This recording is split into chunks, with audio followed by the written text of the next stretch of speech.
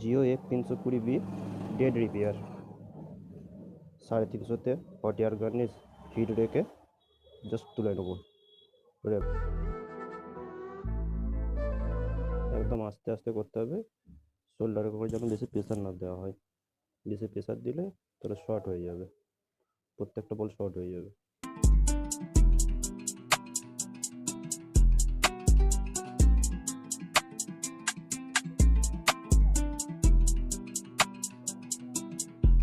Main process এখানটাই, ভালো করে আস্তে আস্তে পিপিটিটা লাগিয়ে রিবলটা করতে হবে।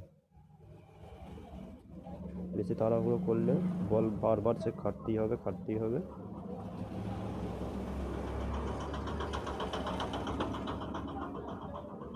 ব্লেডে করে শুধু কেটে নেবো, সমস্ত বল সমান করে নেবো, এরপরই পেস্ট দেবো, ব্যাস।